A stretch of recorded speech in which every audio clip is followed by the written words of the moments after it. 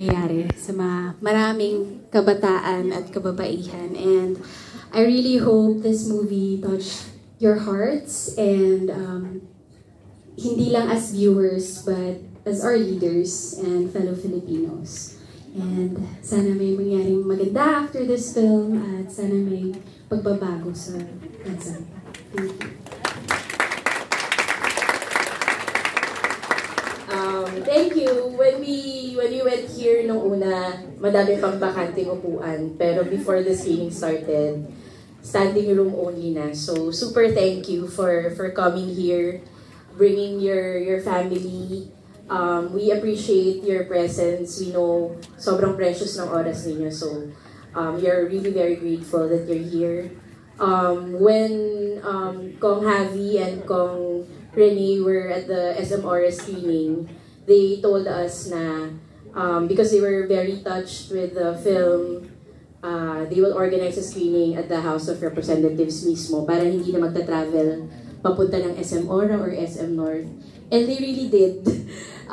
Super nagulat kami sa sobrang bilis nila kumilos na as in ang bilis nila kumilos.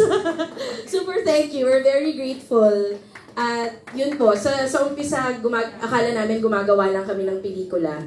Pero nung napalabas na namin at ang dami na nakakapanood, yun nga sabi, from Berlin, Italy, Taipei, tapos nung inuwi na namin sa Pilipinas, nag-Q&A kami at may mga umiiyak, may biglang nag-share ng mga kwento nila, na siya si Sunshine, ganyan.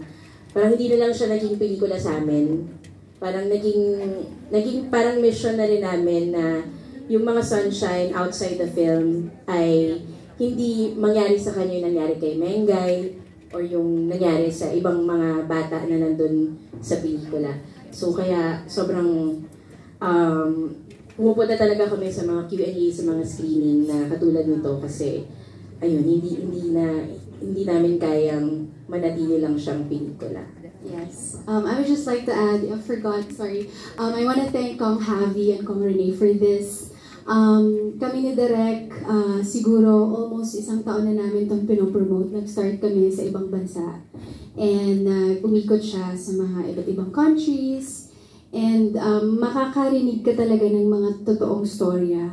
Kahit pa man din habang ginagawa namin ito, nag-research pa si Direk at ako bilang actress, marami rin po akong na-encounter na mga kababaihan na nag-share ng mga stories nila. Kay Direct anonymously, ako gusto ko in person. At dati naman, supportive na talaga ako sa kung ano man ang choice ng babae. Yun na din talaga ang nasa puso ko.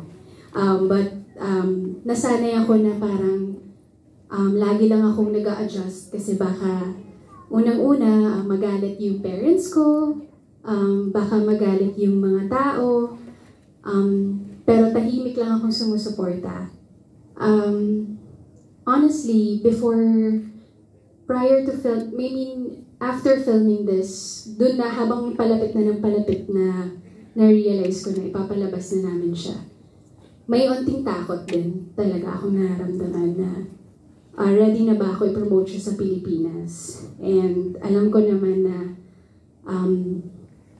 hindi ito sobrang welcome na topic dito. Kahit sa school, kahit sa bahay, sa mismong bahay natin, kahit sa mismong magulang natin, hindi mo siya basta-basta lang na binibring up. Nabibring up mo lang to sa mga friends mong alam mong supportado din. And I'm very happy na because of this film, maraming kabataan ngayon, people my age, girls, who are younger than me, na napanood to. Millennials and mga kabataan na nagdala ng mga parents nila. Maraming sumusuporta at nag-get si Sunshine. So, I'm very happy na umabot siya dito sa Kongreso. And I'm happy na napanood nito kasi habang pinopromote namin to, hindi na lang yung goal namin ay mapanood to ng mga tao, hindi na lang sales, but policy change. And a real change sa country.